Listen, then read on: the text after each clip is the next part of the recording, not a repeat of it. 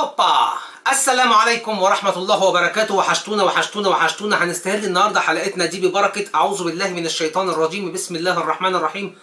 اللهم لك الحمد كما ينبغي لجلال وجهك وعظيم سلطانك، ونشهد أن لا إله إلا الله وحده لا شريك له، له الملك وله الحمد يحيي ويميت وهو حي لا يموت، ونشهد جميعا بأن سيدنا النبي محمد رسول الله صلى الله عليه وسلم. أما بعد، بيرجو، هو في حاجة اسمها السلالة العشوائية؟ لحظة. في حاجة اسمها السلالة العشوائية. في حاجة اسمها السلالة العشوائية. السلالة العشوائية هي اللي أنا بنتجها ومش فارق معايا بالظبط هي جاية من نتاج مين مع مين. يعني بالظبط كده، بالظبط زي الحمام الفلاحي اللي بينط على حمام بري وعلى حمام بلدي على حمام عشوائي عشان خاطر ده خلطة بتطلع لي في الاخر زغلول انا بذبحه على السكين على طول. في سلالة عشوائية هي السلالة اللي اصلا اللي متسابة مع بعض من غير مجرح، من غير يعني ما ابتدي اظبطهم عشان خاطر هم مش فارقين معايا، هم انتاجهم في الاخر على السكين يا بطيخ. طيب، انا لو عايز اعمل مشروع من حاجة اسمها السلالة العشوائية، مشروع السلالة العشوائية هو عبارة عن ايه؟ عن ان انا بلملم حمام عدد ذكورة قد عدد نوتشي. ده مشروع يا جماعة. ثواني عشان هسجله للاستوديو دلوقتي لايف. ثواني اسمعوه بالمرة. هسجله لايف معاكم. معلش انا اسف، نص دقيقة. سامر، هاخد الحلقة دي مع الحلقة دي لايف. سلام. اسمعني وما تردش. مشروع السلالة العشوائية. مشروع السلالة العشوائية يا جماعة هي الحاجة اللي انت زي ما تقول بما معناه مش فارقة معاك. اوكي معاك. مش فارقة معاك، خليه يسجل. انت عايز تعمل سلالة. السلالة دي عايزها تقيلة شوية ومحجمة علشان في الاخر خالص على السكين عايزها باقل انواع التكاليف. يبقى انا ممكن اعمل حاجة اسمها عنبر في حاجة اسمها سلالة عشوائية. هل دي مريحة؟ مريحة جدا جدا جدا. طب اشتغلتها يا بيرجو؟ طب في ناس شغالينها كتير. قلت لهم عليها ولا هم شغالين؟ احنا شفناها عند ناس من غير ما نقول لهم. وما اوتينا من علم الله الا القليل، كما قال الله وما اوتيتم من العلم الا قليلا. مش كل حاجة احنا هنعمل فيها كوماندات. شفنا ناس من قبل ما نشوفها وتشوفنا، احنا اطلعنا على حاجتها وعنابرها لقيناها بتقيم حاجة اسمها السلالة العشوائية. السلالة العشوائية سيادتك هي ايه؟ هي حاجة بتخليك مستريح من جواك. ليه بقى؟ ما بتصرفش عليها فلوس زي ما بتصرف على جميع انواع الحمام لما تحب تربيه. ما بتشيلش همها في امراض ولا في قرف. اوكي انا فاهم. ما بتشيلش همها في امراض ولا في اي حاجة. السلالة العشوائية هي بتحتاج لمكان فقط، واي حاجة تحطها لهم بيبيضوا فيها. على الارض سيبهم ما تنقلش بيضها. لو لقيتها سايبه البرانيك والاقفاص اللي انت حاطط فاص قوطه، ما احنا بنبصوا ارزع مسامير في الحيطه وعلق عليها قفص القوطه، قعدته من تحت ووشه من فوق، وارمي فيه كميه قش تقعد. اعمل بعد منه ب20 سم قفص كده، بعد منه ب20 سم قفص كده، او كل 30 سم حط قفص. اقفاص القوطه هتشوفوا انتاج. يسجل. هتشوفوا انتاج. ما تشغلنيش وتخرجني. هتشوفوا انتاج كبير وجديد وقوي وعشوائي. ماشي. السلالة العشوائية دي يا باشا بتتربى ازاي؟ لا مؤاخذة ما بتترباش. امال بتتعمل فيها ايه يا عم اسامه؟ لو حاجة مردت باخدها اشوف هي انتايه، بذبحها وارميها على الزبالة لو مريضة قوي واجيب نتايه غيرها ارميها جوه. يا بيرجو يا باشا، هي دي حاجة اسمها سلالة البركة. سلالة البركة، السلالة العشوائية. سلالة البركة، ثواني يا ابني حاضر هنقولها والله ينعم على ابوك. سلالة البركة وهي السلالة العشوائية. بريح دماغي، عيني وعبادتي على لم انتاج اونلي فقط. طب يا بيرجو، اعمل ايه بالانتاج؟ عندك فرارجية تدخلهم بفلوس؟ طيب يا بيرجو، وايه تاني؟ ادي لاهل بيتك ياكلوا، بيع لجيرانك، وسع على نفسك، الفرارجية في الشوارع على قفا من يشيل. اوكي، بياكلوا ايه يا بيرجو عشان ما يكلفونيش؟ انا بضرب على كل 25 كيلو ذرة عويجة، كل 25 كيلو ذرة عويجة بضرب 5 كيلو عيش ناشف. بضرب على كل 25 كيلو ذرة عويجة 5 كيلو عيش ناشف مطحون. وايه تاني؟ ومثلا قول 15 قمح يعني، ومثلا قول نص فول. نص فول على 25. يا باشا، فولايه، عايز فولايه في كل كيلو. اذا لقطها ذكر تمام، عايز يجي له بسرعه. واحنا اصلا بقى بنديهم حاجه اسمها الدشه. الدشه مش الذره المدشوشه، الدشه هي بواقي الاعلاف المتدغدغه. كل واحد يسميها زي ما يسميها، بواقي اعلاف متدغدغه، مش مطحونه، متدغدغه. زي ما تكون كده صغنططه جدا، الحمام بياكلها، بياكلها ويشرب ميه ويحمد ربنا.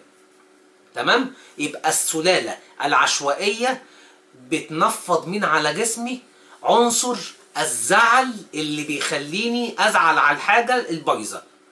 طيب انا دلوقتي حبيت اخليهم يظبطوا الكلام. كل ما هنالك عشان يظبطوا الكلام والاوضه فاضيه وعايز ابتدي اربي سلاله عشوائيه، اريح دماغي منها، اقطف ثمرتها لان دي الشجره بتاعتي وعايزها تكبر. فطرحه، ما ينفعش اسيب الثمر طارح، ما لموش، ما ينفعش، هيقع، هيعطب، هيبوظ، زغاليل هتقع، حمام هيضربها، هتموت.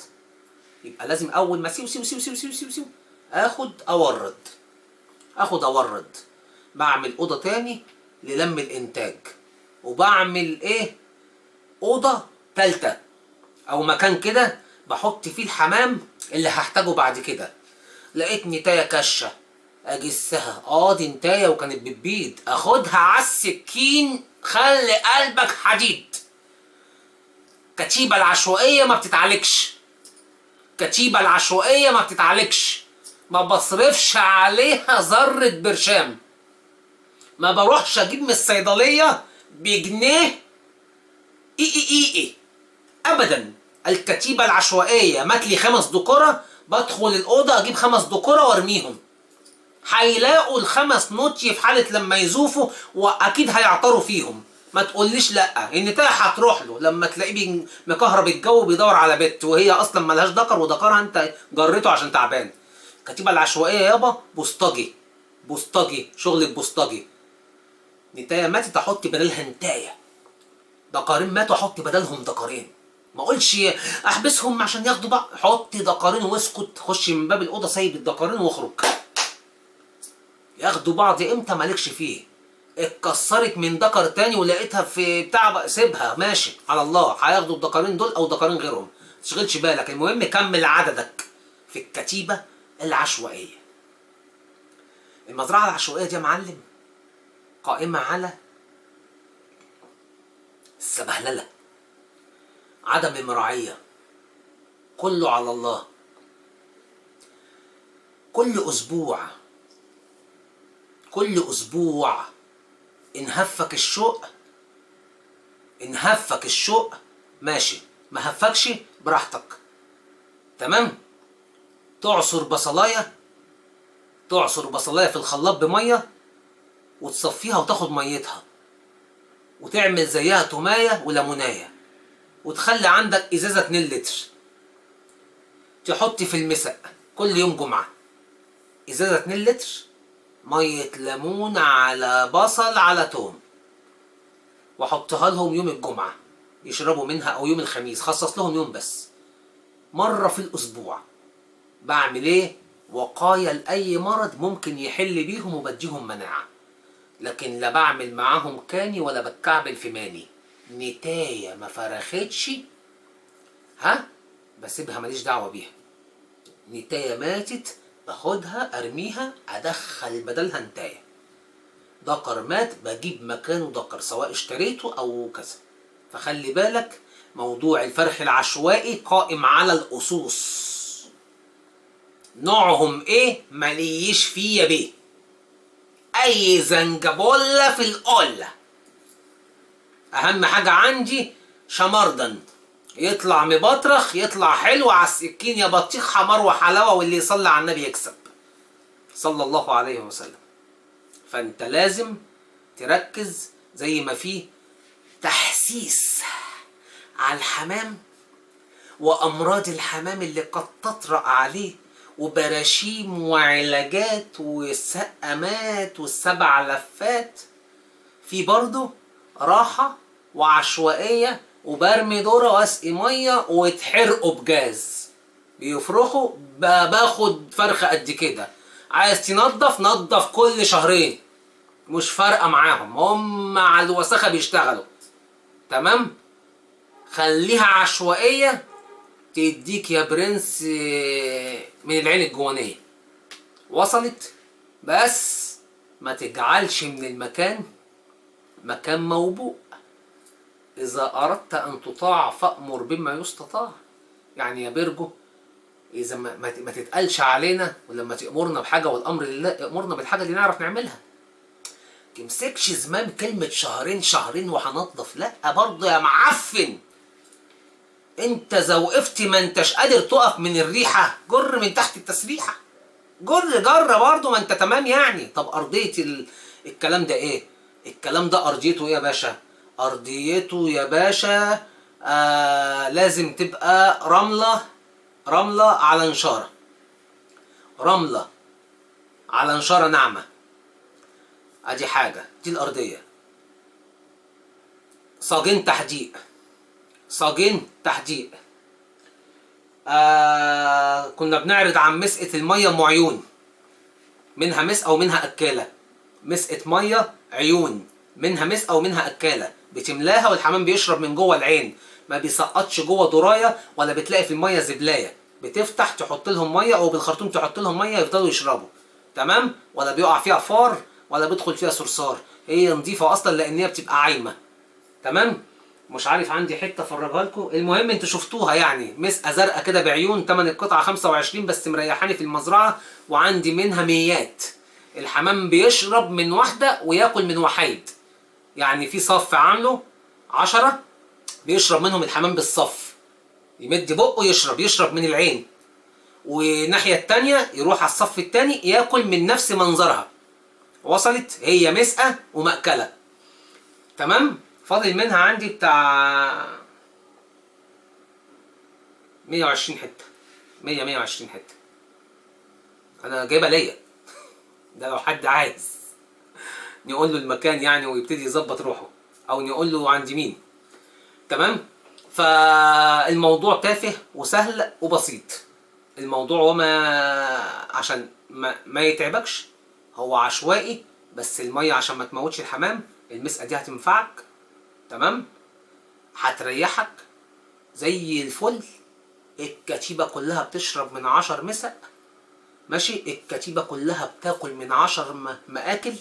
نفس المنظر، بياكلوا من ناحية وبيشربوا من ناحية زي الفل. ده في اتجاه وده في اتجاه، مفيش وساخة. الدنيا متظبطة. الزبل البتاع بيمتصوا الأرض، وهم انت حاطط لهم المحاجر. البيوت مقفشة في مسامير، جنشات متعلقة في الحيطة بالحبال والدنيا والجين، او من غير حبال. اربط الدنيا وظبط الحال بسلك الرباط الاسود، وهتلاقيهم هم بدأوا يتعاملوا. وهات برنيكة قش، كومة قش كبيرة كده، حطها لهم على جنب. بسطة قش، اسمها بسطة قش. شوفوا انتوا بتجيبوا مكعب قش او بسطة قش، المهم هات قش. هيفرغوا في الدنيا وهيظبطوا الكلام. انتاج عشوائي هيخليك قمة في الجمال والحلاوة، قمة في الفرخ. انهي فرخ؟ الفرخ العشوائي. حد عايز للابراج هتقول له خد يا ريس الجوز بقد كده، عايز 50 تعالى شيل. وسع على نفسك، ولما تحب تاكلهم كسر الايه؟ الغله. ما بياكلوش الغله، هات الكسر اللي هو رخيص، كيلو ب2.5 ب3، ها، عشان رخيص جدا. بياخدوه الفرارجيه بالله ميه ويحطوا لي البط والوز والحمام والفراخ اللي عندهم. وصلت؟ ما بيجيبوش يروح كيلو الكلفه ب7 جنيه و5 جنيه عشان ما يخسروش. الفرارجيه بيجيبوا اوسخ اكل، واحنا ما بنقولش عليه اوسخ اكل، استغفر الله، بنقول لك كسر الغله. كسر الغله او كسر الاعلاف موجود عند اي حد. كنسه حلوه فيها كل حاجه، رخيصه جدا، ب3 عند اتخن تخين. روحوا ساحل رود الفرج موجوده، اي شونه موجوده. كان في واحد كنت اعرف اسمه، بس طبعا ما اعرفش دلوقتي هو عايش ولا ميت ولا فين، ربنا يا رب يديه الصحه. كان في الفيوم بيبيع الكسر ب2.5 و3 جنيه، الطن ب3000 وساعات ب2.5. تمام، وانت تشحن او انت تحمل وتاخد، بس الترابه بتاعتها كانت ايه؟ كتيره. انما انت خد الكسر واظبط الدنيا، هيظبط معاك الكلام، والمجموعه العشوائيه هتاكل. ولازم عشان تنجح المنظومه دي كلها لازم تاخد المسقى ام عيون، تمام، والاكاله ام عيون. الاكاله ام عيون بلاستيك موجوده ثمنها 25، والمسقى ام عيون هي الاكاله ثمنها 25. ممكن تستخدمها بالميه، ممكن تستخدمها بالاكل. في منهم بيتاخد يتحط فيه ميه، في منهم بيتاخد يتحط اكل. وريح الجمجمه، هات لك 10 وهات لك 10. وشكرا للتحيه يا معلم، شكرا للتحيه. على حسب العدد اللي انت عايزه، حط بالطول 10، يبقى انت كده خليت الحمام يفضل ياكل وهو واقف صف معين، يخلص غيره يخش يشرب، غيره يخش يشرب، غيره يخش يشرب، ده ماشي ده يخش يشرب، وانت بالخرطوم املاها من اي فتحه فيها زي العسل. واللي يصلي على النبي يكسب. صلاة محمد صلاة محمد كلها مكسب، وانا مكسبي كل من صلى على النبي. هبقى اظبط لكم واحده وابقى اعملها لكم، بس هي موجوده يعني. فاضل 100 120، مش عايزين اصلا نديهم لحد عشان هي غليت. ماشي، فشكرا شكرا شكرا. التربيه العشوائيه ده موضوع حلقتنا النهارده، عشان تريح الجمجمه. مش فارق معاهم صيف من شتاء.